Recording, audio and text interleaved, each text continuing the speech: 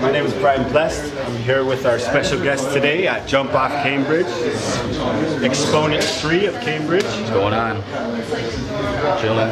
Father of 6, 5 girls, 1 boy, artist, producer, MPC specialist. Man, how do you have time for all this stuff? Magic. Magic. Lots and lots of magic. I see. I always joke with people, like, you're lucky to get to meet me because I have to get out of the house sometimes. Well, being a veteran of this here hip-hop game, I know you live in Cambridge now. I do. I did some research. You are a native Newfoundlander. I am. I was born in Grand Falls. Now it's Grand Falls, Windsor. That's good. So you represent a lot of Canadian talent. You got a lot of Canadian blood running through you. You live here in Cambridge. How do you like the scene here in Cambridge, the hip-hop scene? You know what? I mean, it's cool. I always joke how it's like Footloose, man. Remember the movie Footloose? No one's allowed to dance? But it's like here, right? Like more times you end up gigging everywhere but home. So I'm curious, who plays the priest in the town? Local law? No doubt. I also did some more research. I know you graduated high school. You were at George Brown, I believe. George Brown. Graphic arts there. While you were at George Brown, you lived in Parkdale for 4 years. No, I was actually only there for about 8 months. The second year, I just commuted and stuff like that. Okay. So you're very familiar with the Toronto hip-hop scene as well, then? Pretty good around there. I do all right. But yeah, like I used to check out all the graffiti when I was in going to George Brown. You know, I was part of the GFC graffiti fan club. I don't know if you ever did that. No, a little bit representative. It was like probably George Brown thing overall, but you know, it's because I used to be graffiti artist back then too. Hip-hop since I was before all that, like, I used to go to like dance contests and get up in there and basically go to those spots when I was a kid for like free for a couple years. It was always like breaking body pop, you know what I mean? Yeah, I remember those days. I remember those days. Yeah, I mean, it was all good times, right? You know? And, how about any graphic artists on the computer? You do any like show flyers, anything like that? I did a couple, mostly for things that I've thrown. I don't really advertise my graphic art overall. I don't know. It's just kind of your catapult to what you do now, right? It was something I was kind of interested when I was younger. I really wanted to be an animator back then. And never ended up going to Sheridan. It's not that I probably wouldn't have got accepted. And then sending my portfolio and all that kind of stuff, so I didn't carry on that route. I accepted all these other schools for graphic design at the time, so I like picked that one because it was in Toronto. It's like the heart of the art tag, the graphic community, all that fun stuff. So I went there.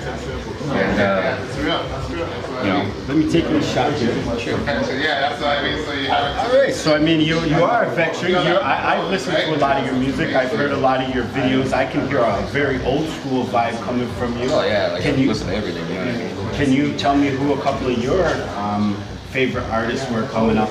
Given that you're a little bit of an older. You're an older cat, you represent a different generation. Who's some of your Canadian artists that you look up to? Canadian artists?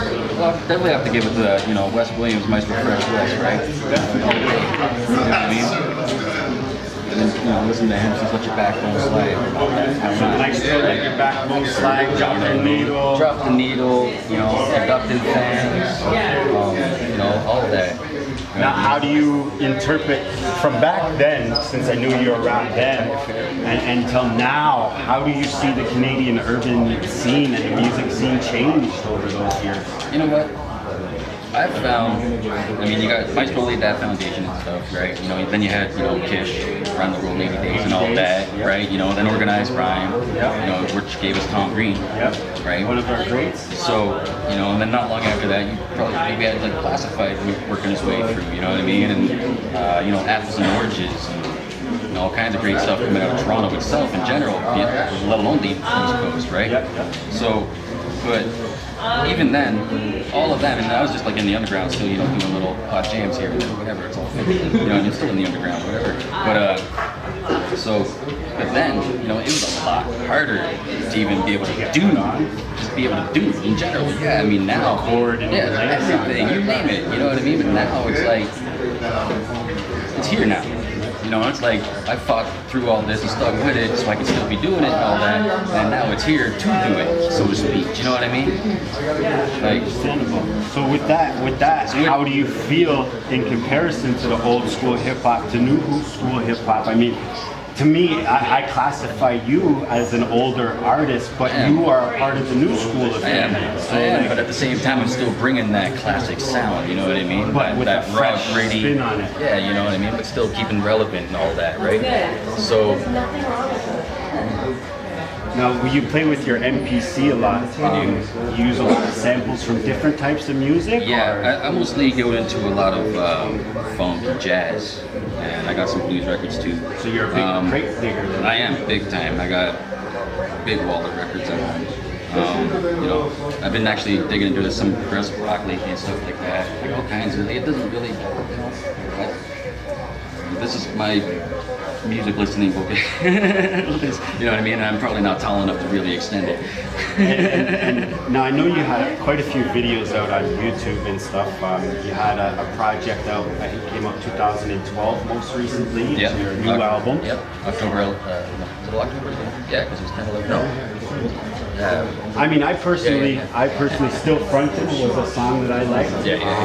As well as to go back into your older stuff. I listened to your, and we're gonna plug this one, Still Summer. This summer. Yeah. That was one of my favorite tracks. That's also one of the tracks. I did that with my man Antonyms. I sampled The Associates. Okay. The Association, or something like that. Now, has your MPC abilities ever garnished you any awards? Have you ever competed for anything? I've been at some beat battles. I haven't really, progressed very far. A lot of it these days, a lot of people are making a lot of trap beats and stuff, so a lot of people are looking, so it gets really almost homogenizing the scene to me, right? Speaking when you were talking about how I think it's going, there's a lot of cookie cutters going on there. So let's talk about some of your formulas, but so then let's talk about some shows that you may have coming up in the future. Any projects that you may have? What time is it? No, I don't do the race. I've never done the race. Oh my God. November 9th, Maxwell's Music House. I'll be rocking the mic at the Tri-City Cruise Showcase. That's gonna have like some grab and all kinds of Sorry about that. in there. But so that's coming up, and doing a Halloween party for a buddy of mine there coming up around 26th. That's gonna be a lot of fun. Do a lot of costume rocking for shows and stuff, but probably look like something really dope. And then it's the big old house party, classic, right? Whatever. So that's just near the end of the month. Then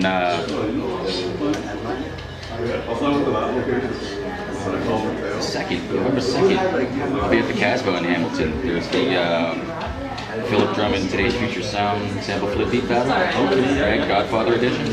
Actually, I think Hachi's hosting that. I'm entered into that. I've pretty much built that beach. I'm just working on remix right now, so that's gonna be cool. Most of my beats, my rounds 1 through 3 are all done on the MPC round, so it's gonna be crazy junk. Well, Exponent, excuse me 1 second. I just want to say this. We have a gentleman that just came in from the Jump Off Mall here to donate a bag full of food to the Salvation Army. Let's give him a round of applause, everybody. Thank you very much. Now back to the interview. So Exponent, I know you represent Cambridge, but is there anything you want to say to Canadians out there that are trying to get in the urban field, that have a dream, that see it on the TV, they see it on BET, they see it on Much Music and MTV, this dream, this hype? Can you give any guidance to the kids that just think tomorrow they're going to be a star and don't realize the work, like yourself, that has been put in behind an artist? It is definitely straight work, It's like established 1995, so to speak, it's 23rd, 95, that's... You know what I mean? So to speak, right? Like, doing, underground shows and stuff with boys and stuff, right? Back in the day. So, not really pushing things out, per se, occasional cassette tape and stuff, passed around high school and stuff, you know what I mean? The way we used to do. Because cassette tapes were what we used to do. Yep. Pop that in the box, press stop, rewind. Right. If you didn't like it, record right over. You know what I mean? So that was all fun. But Yeah, it is a lot of work, you know what I mean? But at the same time, don't stop. I mean, I know a lot of rappers that have stopped because now they started having kids and stuff. And they're like, oh, I gotta stop. I got this kid. I gotta do this and that, man. But you know what? That's just more motivation. You're like, I got 6 kids.